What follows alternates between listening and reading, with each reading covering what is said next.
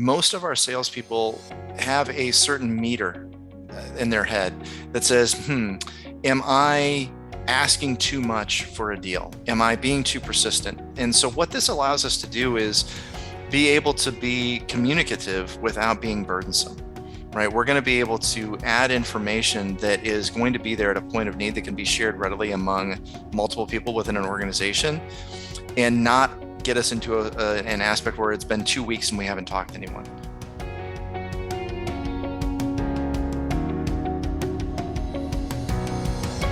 Hello, good morning, good afternoon, bonjour, shalom, wherever you are around the world. It is great having you here. My name is Eli Cohen, and I am the CEO and co-founder of SalesHood, and excited to be hosting this amazing conversation with two great leaders. And we have Tim Lewis from Ewing-Foley, and we got Jeremy Kirsch from Observe. And before I introduce them and before I let them introduce themselves and tell you about their backgrounds and tell you about kind of their great companies, I just want to set the context for a moment. And, we're going to talk today about digital buyer engagement. We're going to talk about digital buyer engagement across the entire funnel, from lead to renew. We're going to talk about how digital selling and digital buyer sites helps companies to build pipeline, progress pipeline, close pipeline, and ultimately add new pipeline with existing install base. I think this is the amazing, what we have here. We've got two great folks, two great companies that are each using kind of the digital site experience in their buyer's journey differently. And so we're going to have a nice balanced conversation, full funnel and full buyer's journey, full process. And so each one of them is going to share their stories, and we're going to do a little demo. We're going to show some of their sites, which is amazing. It's always great to see live sites, and then we're going to open up the Q&A. So we're gonna really have a very interactive, collaborative session. Encourage you as this is going on. Please, you can ask questions in the feed. Let us know where you're sitting as well, so you can list your city in the room. You can list your city that you are in. On the chat feed as well. And Nick Ciesla is here with me. He's my co-pilot. And if you do need anything, you can always ping Nick, but just let's keep this open. Let's keep this collaborative. We'll pause if there are any questions that make sense. But part one, we're going to have each of these two leaders introduce themselves. And then part two, we're going to dive into each of their stories. We're going to hear them. We're going to see them. And then part three is going to be an open Q&A. Are we ready? Go. Boom. All right. So I'd love to introduce Jeremy first. So I've known Jeremy for many years. We've collaborated a number of times, and we're really excited. An amazing enablement practitioner. But I'm going to let Jeremy introduce himself, tell his story, and tell us a little bit about your company so we can understand the context of why you're embracing this new sales strategy. So Jeremy, tell us a bit about yourself. Sure. So I have been a lifelong salesperson. Started off a little over 20 years ago, and gradually worked my way up to sales manager, sales director, have led teams. And then it wasn't until about 5 years ago that I realized that there was this sales enablement profession that actually existed and could be a career. Took the opportunity to move out of doing direct sales and took a job with a tremendous leader over at Ring Central named Siobhan Thatcher, who showed me the ropes, and I sort of got my teeth in enablement there. Worked with some tremendous professionals, and finally had an opportunity to lead a team. Took this position here at Observe.Ai. Observe.Ai is a telecommunications enabler.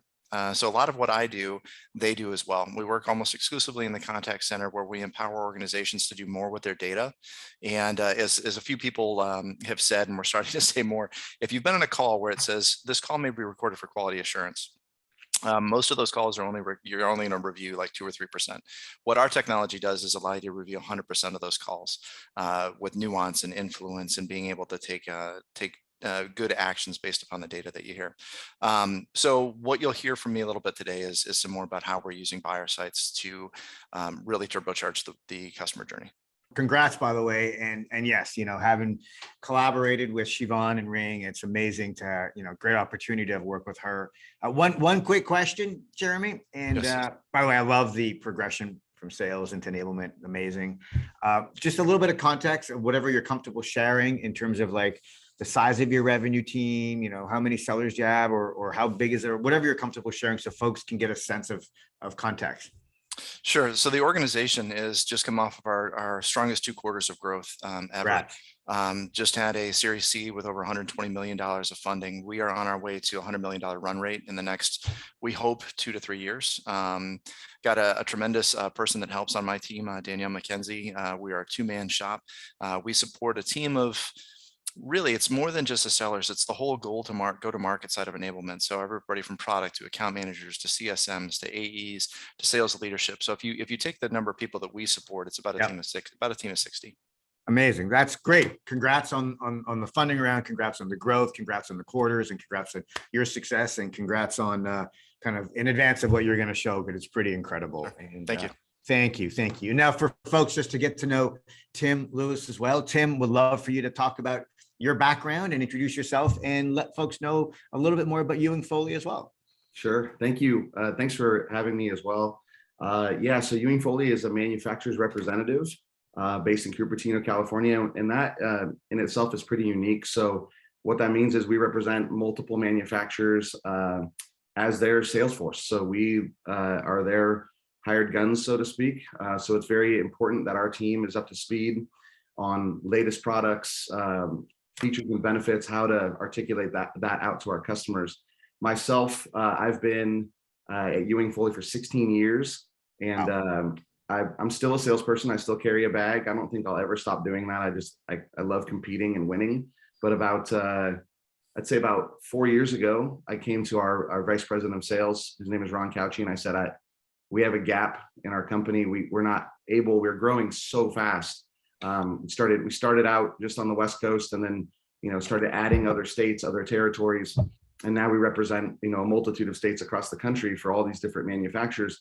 We had a lot of tribal knowledge that we weren't able to share, and a lot of things that we weren't able to enable our teams with, and we really didn't have someone in our company that could train people. We used to just sit in conference rooms and train each other. So we had to find a better way, and SalesHood entered our life, and it started there. So we've really fostered the SalesHood life in terms of enabling our team.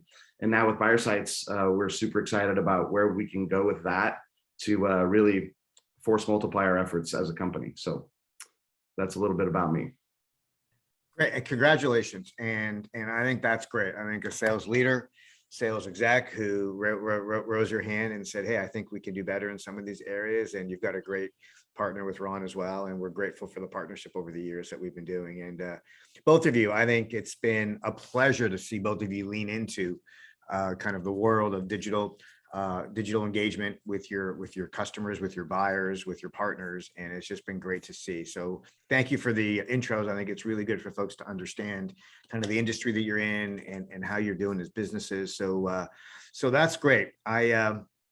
Before we dig into your stories, I did want to just say why these two folks are here today is because they're on the forefront. They are pioneering a movement of helping sellers to elevate how they're engaging with their customers, with their prospects. And you'll see we'll use some of these nouns differently, right? Digital partner sites, digital product sites, digital decision sites, digital buyer sites, digital selling sites. I think ultimately it's about the art of being able to understand a buyer, to understand a customer, to understand their needs, and to proactively share with them content in a way that is going to make your teams efficient and effective. And this is the future. You talk to Gartner, you talk to Forrester, you talk to McKinsey. McKinsey's quote is the most interesting to me. 70 to 80% of decision makers say they prefer to engage with a seller in a digital way. They want to get the information that they need sent to them, and that way they can access it on their terms, using their on their timelines. And I think this is the future, and you are fortunate now to have two leaders who are going to give you a sneak peek into what your future can be like. So amazing. I'm super grateful that you're here. Thank you in advance. And now let's get to it. So when we met and talked about how they're using digital selling and the impact that it's having on their businesses, we really were able to kind of isolate specific use cases and impact areas for each of them separately. And because Tim Jeremy is focused a lot more in front of the funnel. We're going to have Jeremy start first, just talking about how they're using it and the impact that it's having on their business. And I thought, Jeremy, you could just kind of kick it off with some of the use cases. And you want to take it away? Sure. I'm going to do some show and tell today, but I'll start by telling, and then I'll do a little bit of the showing. So when we looked at buyer sites as part of our really elaborating on our go-to-market strategy, one of the things that we realized that we wanted to do was have an opportunity to out-professionalize the competition. We had looked at a few other landing page type sites, but what we really liked was the fact that this was bundled in with the SalesHood solution. So in an organization that was looking for both content management and that sort of LCMS function, this was a one-stop shop that allowed us to be able to do both in one place. When you're introducing a lot of new technologies, as we were, I mean, we have a lot of things that we're using now. What we wanted to do is make sure that we weren't directing people to too many different places. We've used this in a couple of different ways. One of which is we started talking about the need to over communicate in some cases where we are with our, we call it a buyer's journey. We're all among friends here. I typically don't use buying and selling, but in a sales enablement context, that's what we're looking at. So we have prospects. So looking for prospect engagement is number one, and being able to create tailored landing pages with information that they're looking for. And as a matter of fact, when we went through the process with SalesHood of looking at this, they created a page for us. So we began to be kind of comfortable with what we could do and how we could do it. And the information, for example, that I would ask for, they'd say, hey, we're going to add this to your buyer site. I'm like, I get it. So then we did sort of the same thing. The other side of this is doing more with not less, but just doing more. We go all around the country. We have people that are traveling somewhere every week. Our channel managers are frequently going out and doing partner events. That's a major strategy for our business growth. But oftentimes, whether you go to a convention, think of CCW, for example, in Vegas, you'll have a lot of people that might stop by a booth that you're not going to be able to get a lot of talk time with. You might just get that business card or the badge scan. So how do we engage with them effectively to move them through that, are they interested phase, into really being able to document, yes, they've raised their hand a little bit, they've identified that they do want more information, and now we can hopefully get that meeting on the schedule. So the first thing I wanted to show, and I'll do I grab a quick screen share. I love it. We're jumping right in. Can I ask you one quick question? Yeah, please. Yeah, absolutely. You use the word over communicate. Yeah. And tell me, can you just give a little color? Like, why is over communicating important, and how does it help you in your pursuits with your team? Yeah, let me put the sales hat back on, right? We if you hang out with me long enough, you'll eventually hear a Simon Sinek quote. So I allow with thanks to Simon, I'll start starting with why. We want people to understand what it is that they're doing and why they're doing it with us. The other part of that experience is that most of our salespeople have a certain meter in their head that says, am I asking too much for a deal? Am I being too persistent? And so what this allows us to do is be able to be communicative without being burdensome, right? We're going to be able to add information that is going to be there at a point of need that can be shared readily among multiple people within an organization, and not get us into an aspect where it's been 2 weeks and we haven't talked to anyone, right? We can just add whatever it is that we want, make sure that we're all on the same page. So I use words like validate, discovery, make sure that there's some sort of an assurance that we're on the right page. And so all of the buyer site information allows us to do all of that. And in the examples that I have, one is actually just closed today. So it's sort of perfect timing to show you a way in which we actually allow us to communicate, not just with one person and ask them to forward things on, but send the link out for the buyer site to multiple people within an account. So you mentioned Gartner, Forrester, et cetera. Gartner now says that within a mid-market or larger account, there's going to be at least 7 decision makers or influencers involved in making a purchase decision.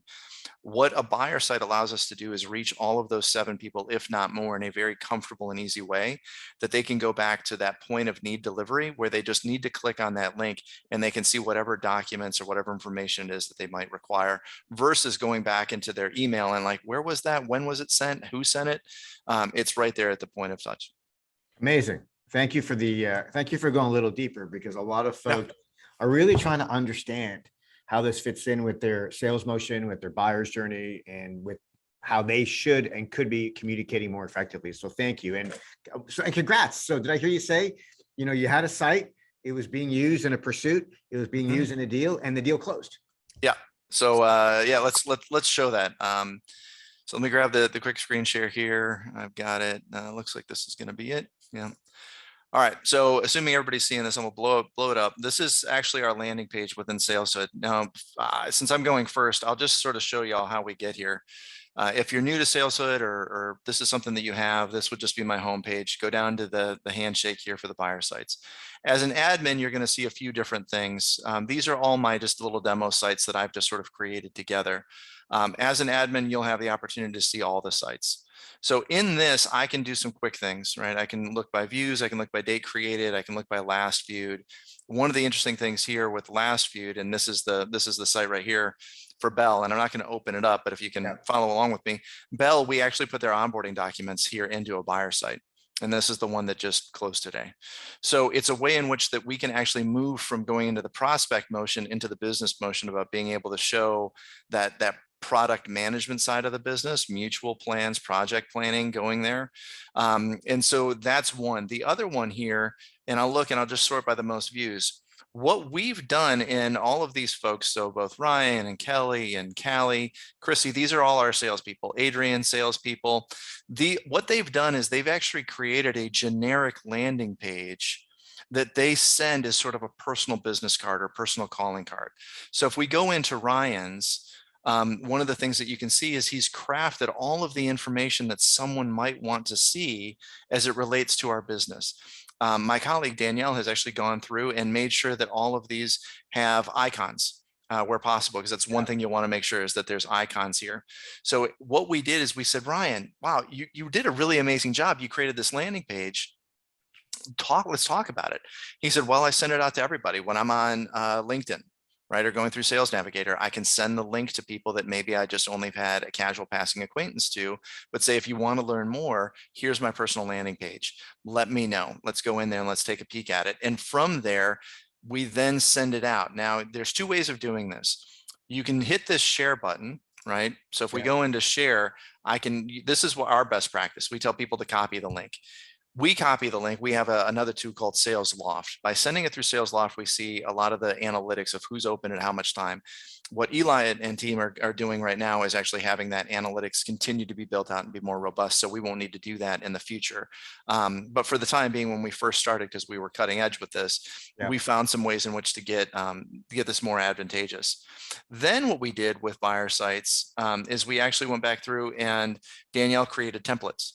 So when we found the best of breed, when we saw that Ryan was really having some success, we then put this through into a general template that anyone can now use and highlight. And if they don't want to use everything that we have here, it's really easy just to go back in here. And if I hit use template, it's well, one of the coolest things right here is to find the logo for the company. So I assume there's a lot of people that haven't used this before, but I'll do this live, but if I go right here to SalesHood, it automatically pops up the logo. So I'm just going to show you how easy this is. Boom and boom, and I'll hit create. And now look what it's done. Right? This is so quick. I won't mention names of other sites that sort of other companies that do similar things, but suffice to say, I've worked with other companies in the past that have had similar landing page creations. And what I just did would take at least triple to quadruple the amount of time that it just took me, right? So when I tell my salespeople, listen, we're going to do one of these for every one of your top 25 accounts, they'll be like, wow, that seems like a lot. I'm like, actually, no, it's not. Because when I go back to my sites, if I have something that I like, I just click these three buttons and I hit duplicate site. I can do that over and over and over again by doing that same process that I just showed you. So now, instead of having 25 tier 1 accounts, and those go back to my all sites, when I have 25 tier 1 accounts, and I'll actually stop share because that's kind of what I wanted to do. Instead of like just sitting there with my top 25 I can quickly and easily go out to all top 25, create a tailored custom landing page experience for them, and then be able to go back to it with information based upon our live conversations that we've had through both discovery and demo to make that buyer journey seem much more impactful, and be able to also have the notations on who's viewed it, when have they viewed it, who might they have shared it to. So now instead of saying, and I'm just, I don't know who's all on the call here, but if you think about your AEs, your sales reps, they may have a top 25 or a tier 1 of maybe 20 accounts here and then maybe 40 attack and expand.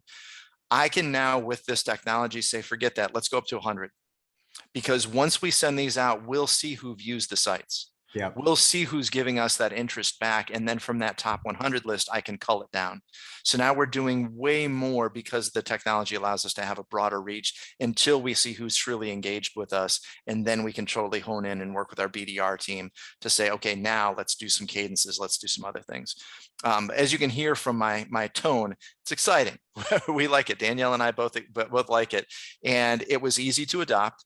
We have really high utilization. Yeah. And among our team members, when we have somebody that comes in and onboarding, we'll have people that actually will hit these sites and they'll go in before we've even given them training and telling us that they've already created something. So that's that sort of easy to use function. It's so easy, even a caveman can do it, kind of a thing. Wow. So first of all, amazing demo.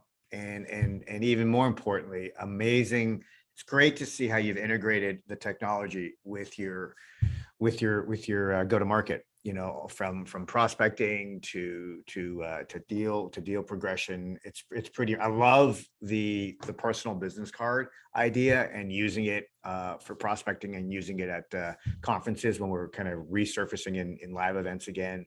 Really, really, really compelling. And you touched on some of the feedback that you've heard. A question came in and the question was, so what are your teams, what are your individuals who are using it? What are they saying about the impact it's having on how they're selling and how they're servicing your customers? Yeah. So one gentleman in particular, this guy on our team, Adrian, he was one of our first really early adopters. Yeah. He would be somebody that you would think of in your organization that really loves technology and what it can do. Adrian took this to the nth degree. He created all these sites. He sent it out through, in our case, SalesLoft. He got the SalesLoft analytics and then was like, well, wait, I can do even more with this. So we have ZoomInfo. So he starts going out through ZoomInfo. He starts importing lists. And before we knew it, he had created like 200 buyer sites. So now he's being able to self-identify, self-direct, and just take that hunger that he has, to Tim's point earlier. Like if you've got that salesmanship in your blood and you're competitive and you want to do this, you really can outwork the competition. There's no question, right? To do this in any kind of an old-fashioned way would be ludicrous once you've been able to see it. So we've got folks like Adrian, another guy on our team, I love to give kudos, another guy on the team named Ryan. They just jumped right out in front of us. And then what it did, so if you ask Danielle, myself, anybody on the team, a lot of what we're doing as a growth organization is inculturating different things, right? Who are we? What do we want to be? What do we want to become? So having folks like Adrian and Ryan that did such an awesome job allowed me to put them on a little bit of a pedestal.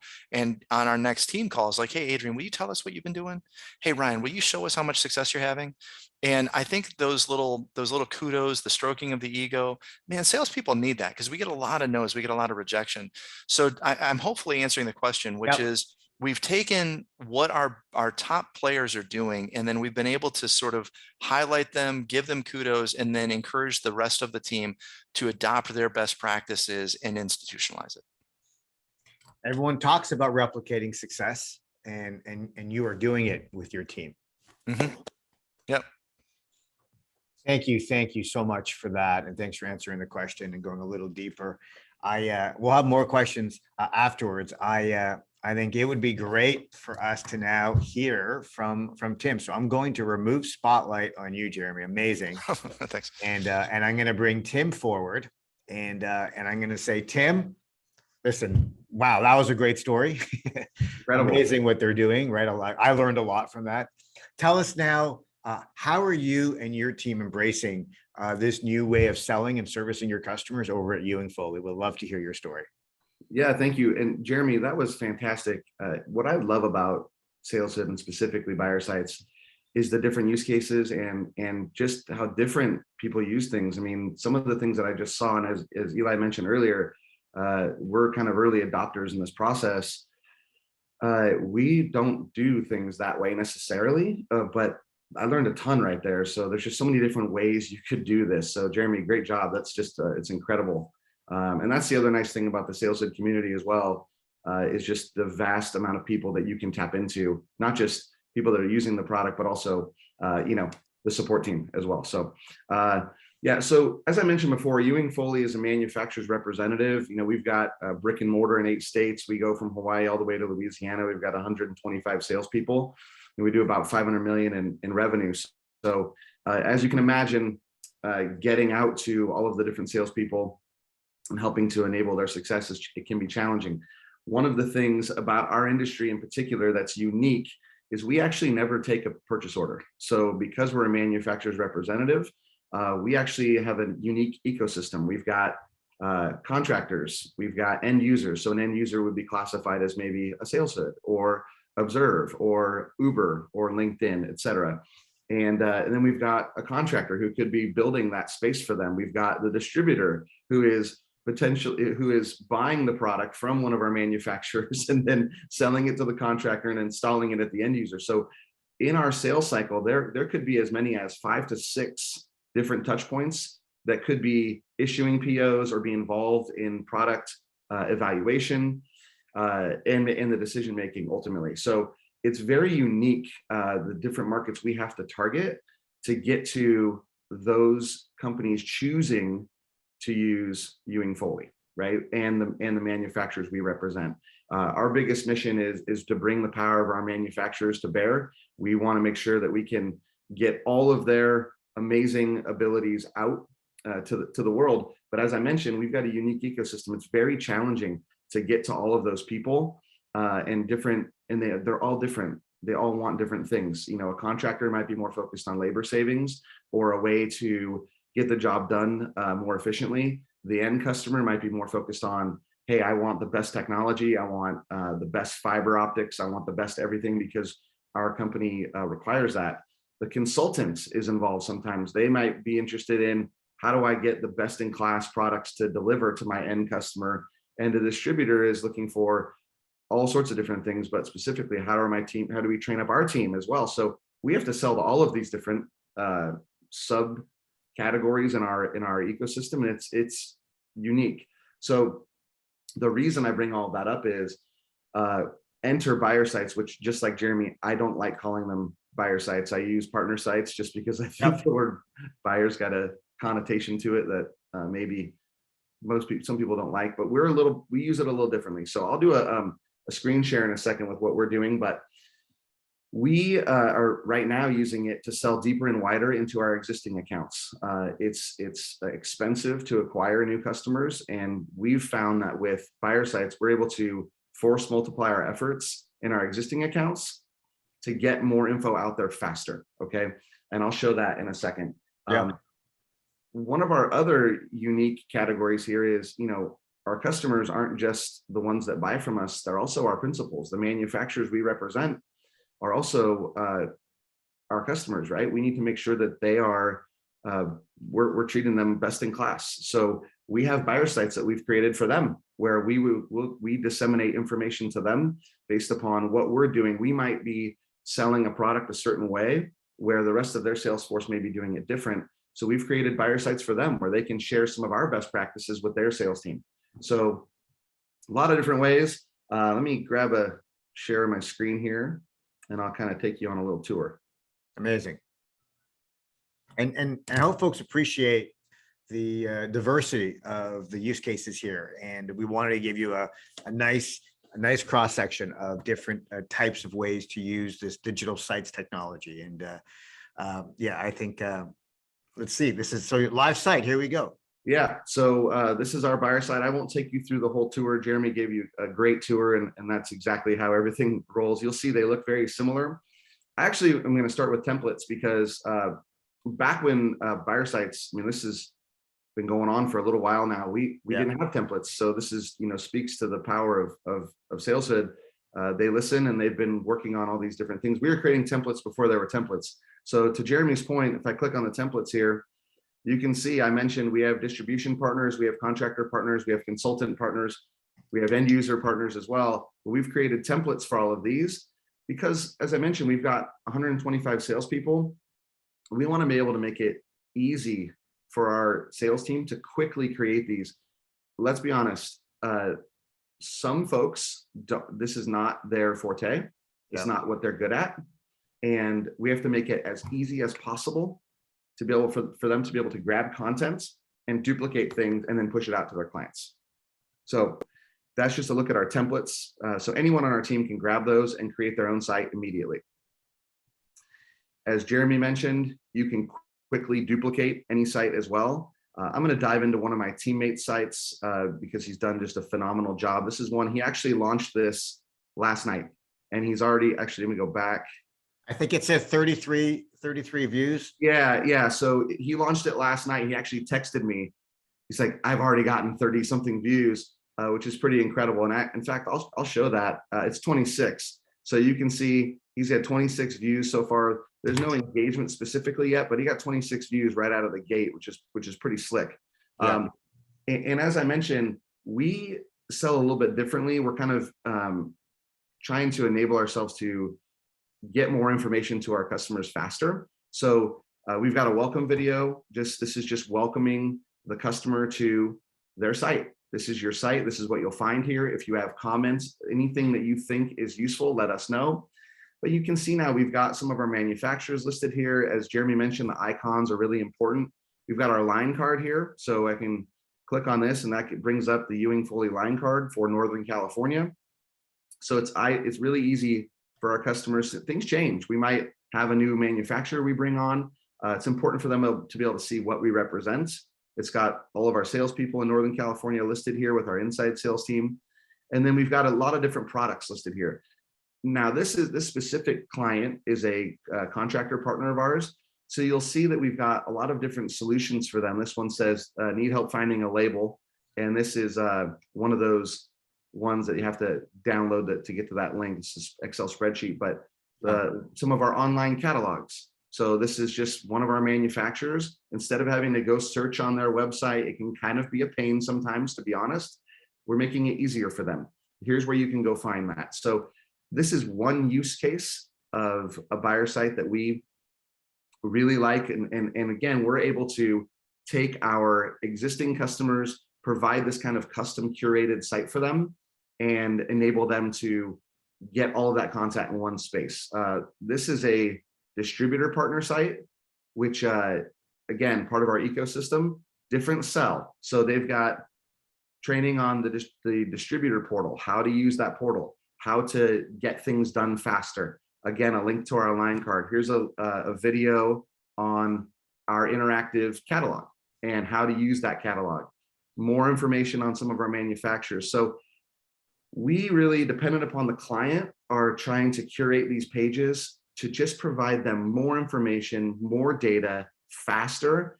Because with COVID and honestly, with this transformation into digital selling, we really have recognized that, specifically, a lot of our customers aren't back to work and they may not be going there. I'll use an example. One of my customers, they've got probably 50 project managers, and it's my account.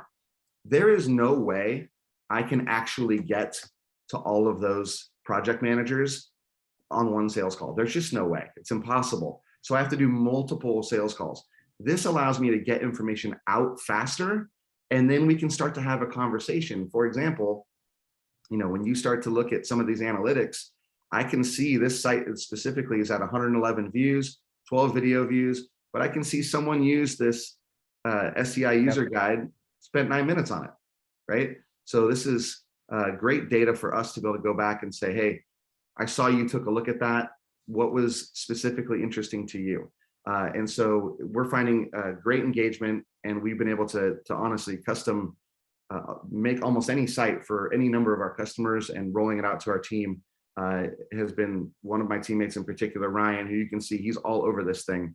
He creates these great sites, his customers love it, and he's really leveraging this to multiply his efforts. So I'll stop sharing, and I can take any questions, but that's absolutely there is a question, and kudos, beautiful. I think I love the way that your teams are embracing it. I noticed that you had a lot of personalized videos in there. And so someone was asking, how hard is it to get your teams? Because you've got a template, you can clone the marketing materials and your product info, but how have you gotten them to embrace recording a personal video? What have you done with that? Well, that is still challenging at times. So we take a two-pronged approach. Yeah. For the folks that are comfortable with that, we believe that that personal touch is super important. And so we've even gotten to the point now where we're demonstrating product before we take it into their office, just giving them a little tease. Hey, this is what this looks like. This is what this does. And then we take it in. If you're interested, send me an email. I'll bring you a sample of that product. To answer your question, though, we do have some folks who don't want to put their face on video. And so what we do is we have either myself or our vice president, Ron Couchy, will create his own video, and we make it a little more vague and benign. It's not specific to that client. And then we put it in our content library so that our sales team can easily pull from it, and they can just use that as their video. We really want to make this as easy as possible so they can touch as many people as possible. So it's challenging. There are some that are really embrace it, and there's some that just really don't. So we have to make it easy for them too. Yeah, ours is a little bit different, similar, but one of the things I've encouraged is after reading multiple books and seeing articles on the impact that sort of selling via Instagram or selling via like Snap, right? People are just used to this modern touch of, hey, it's your boy Jeremy. The people are used to seeing this sort of I'm an influencer type technology. And so one of the things that we're really trying to drive home is that people buy from people. And I've got some folks on the team that have tremendous personalities that are infectious. So I'm like, you're selling you. Yes, Observe.AI is great, but you're also selling you and the experience of working with someone like yourself. So when I instruct folks on doing video, I do two things. One, I say less is more. I don't care how cool you are. Nobody wants to hear you talk for more than like 15 to 20 seconds. So it's really got to just be, it's me. I've created this site. Here's what it's going to do. Would love to work with you. I mean, more than that, but keep it short and sweet. Have a script if you need to. The second thing is our folks are on the road all over the place.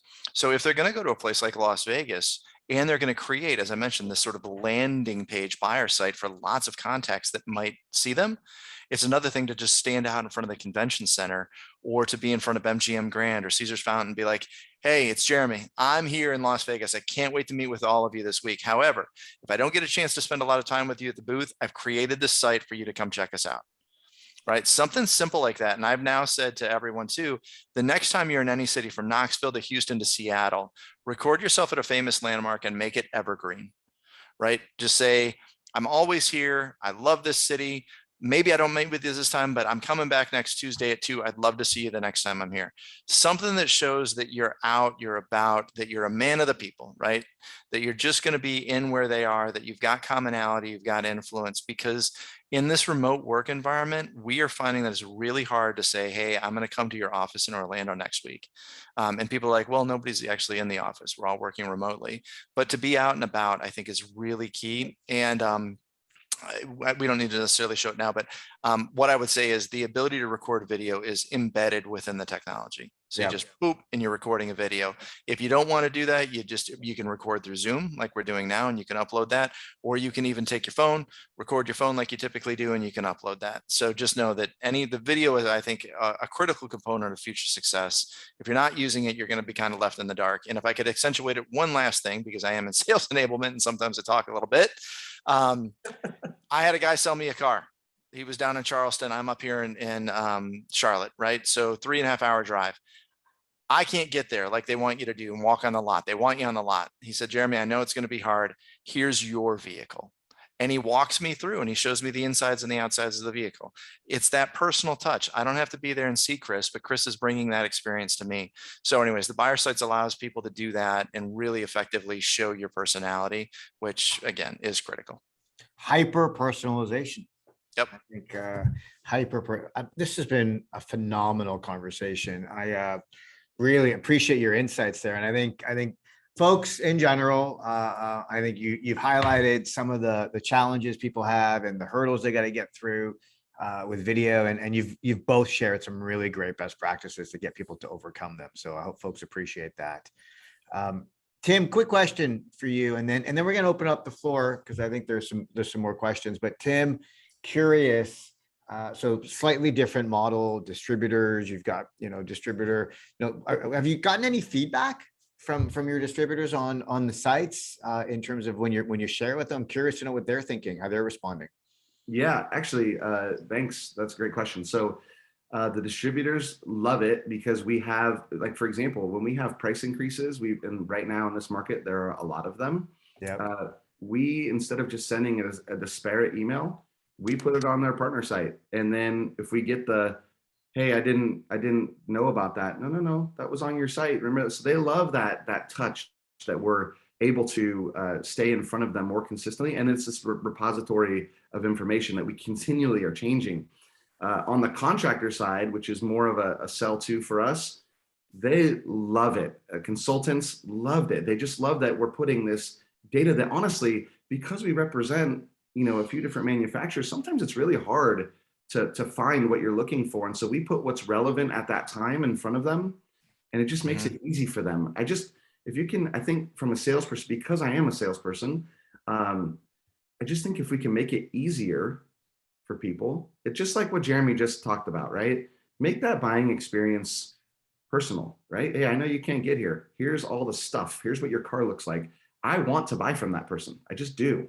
So yeah, the feedback has been phenomenal. We are just scratching the surface, to be honest, Eli. We're not, we are just scratching the surface. We're about to explode with this thing for sure. So you both kind of nodding your head. Let's kind of go a little deeper on that. So what do you mean by that? You're just scratching the surface. Like, what's next? Well, I'll speak for me. We are getting ready to where we're going to launch this thing to every salesperson. We've got videos loaded in the library where anybody can grab content and create anything they want at any moment. We're going to be duplicating sites, and we're going to start using this to do different things that we aren't doing today. So as the site continues to grow and more features are released, we are really changing how we sell. So for me, it's super exciting at Ewing-Foley. We can't get to enough people fast enough, to be honest. And that is part of that sales mentality, killer instinct you have to have. We want to get to as many people as possible. We're talking about some really cool manufacturers. We want to make sure that people know it. And for us, it's that alone, is how fast can we get to people as often as possible. Yeah, yep, absolutely. So mine is around wanting to do things when you want to do them, right? We always hear the expression, the customer's always right. So let me take you through. When we did this, we really were focused on AE enablement. We thought that our direct go-to-market sales team would really see the benefit in being able to tailor this for their prospects. Since that time, we've realized, wait a second, our account managers can also utilize this technology as known for upsells. So we have new products and features and all sorts of stuff that are continuously being rolled out. So if we're looking at a contract renewal, let's say 3 months out, let's make sure that we have that buyer site. Let's show them what we've been doing that they may not have been taking advantage of at this point, and create that understanding, if not desire, for the new products that we may have, so that we can get that upsell opportunity as well as maybe a contract extension. For our partner environment, our channel managers are using this because oftentimes I've got a fantastic channel manager named Tony. Tony and I collaborate a lot. One of the things that he was saying is that he had an event that was supposed to be 40 people that blew up to 80 people. He was thinking about, how do I get in touch with all of these folks? Boom, creates a landing page buyer site, and then has spun that off. And I noticed that just this week on Tuesday, he spun off an additional 10 buyer sites based upon the one landing page that he had. Right. So channel managers are now getting with our partners to be able to expand the reach, see who's interested, and then tailor it from there. We are we've hired our first BDR managers. We've got our first 4 BDR managers. Now we're going to be able to have the AEs working in concert with the BDR managers to be able to add content, develop new sites, et cetera. So we've got AEs, we've got AMs, we've got BDRs. We have all sorts of different people that do different jobs within the organization that are going to be taking advantage of this. So in that regard, when we talk about scratching the surface, we've already seen some success, but now different go-to-market cross-functional partners have seen the success and they want into. Incredible, you two. I mean, and congrats to you and your teams. Before we wind down, which we're getting to that point. It's already been 45 minutes. Can you believe it? And I feel like we could sit here all day and just keep talking. There's so much to do. I want you to imagine there are people out there that haven't yet embraced this new way to sell, a new way to engage their customers and prospects. What advice would you give someone who is brand new to the world of digital selling and digital sites? What advice would you give them? Well, I would say that anything that you are doing right now within your company, from product development to product marketing, it all is going to end up going through some sort of personalization and channel. Everything that we do, we now expect a personal touch. It's if this, and I'll let you handle the pricing of this, Eli, but if this was really cost prohibitive, I don't think any of us would do it. But you've actually enabled us to do this at a price point that is really customer friendly. So what we're doing now is being able to go out and do way more, very easy. If you saw my demo, I create a site within 10 seconds or less. Right. And it's an experience. And one client testimonial quote that I had was, "This is phenomenal." And I want to say, maybe Logan, like, "Logan, this is phenomenal. Thank you for doing this for us." It's something that when we go out and among our comp set, no one else is doing yet. So why not be first to market and do utilize technology like this to be able to get in front of your customers, deliver a better buying journey, better customer experience, to set it off right. One of the things that you said was our cost acquisition is high. So when we have somebody that we get to come in, why not be able to develop them and see what else we can do and expand that relationship? For us, this helps to keep our client acquisition costs lower, because hopefully it shortens the time between first touch to sale. And then we can continue. So on either side, I don't see, again, I mean, I don't want to overstate this. This is not going to be like the world's greatest technology ever. But if you're not doing something like this, it doesn't make sense to me. This is what clients are coming to expect. They want to be able to see personalization and digital touch. Yeah.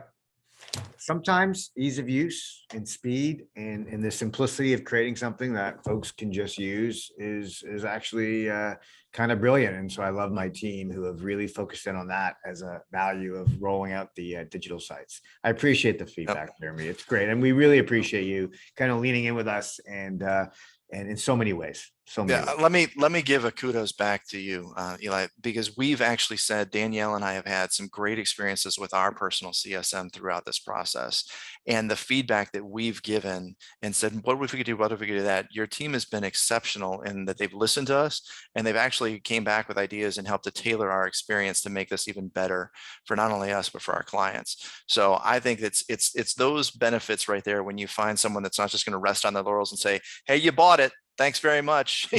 We're gone." But the fact that you've continued to iterate and have 2.0 and 3.0 developments after this that have made it that much better is a real, it's a refreshing thing for us to see as buyers. Thank you, sir. Thank you, sir. Absolutely. Tim, same question. Someone brand new to the world, they're thinking of embracing this as a strategy in their go-to-market. What advice would you give them? Yeah, I mean, look, I was on a call yesterday where somebody said, "Hey, my camera wasn't working on my computer. We talked about this earlier at an issue. Well, I can't see your face. I want to see your face. I haven't seen you in a while." This is the way we're going right now. As you mentioned earlier, I forget the percentage, Eli, but of folks this is how they want to buy. This is how they want to do business. This is here. It's not going anywhere.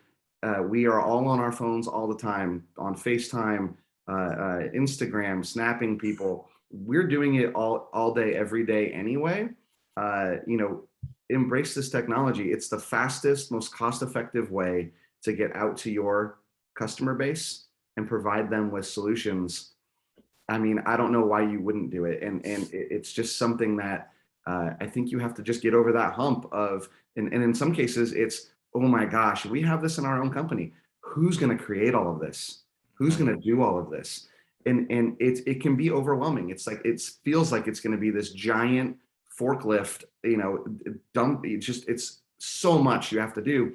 But with buyer sites, it's really not. With the templates that you can create and then be able to pull from your content library, it's as simple as grabbing a hyperlink, putting a logo on it, and as Jeremy demonstrated earlier, typing in a logo, right? And it pulls it up. It's just so easy. And I do want to mention, the team, right? So we as well have had, with there he is right there, Justin Cifelli. He's our guy. we have questions. Hey, how do we do this? We would love it if we could do this.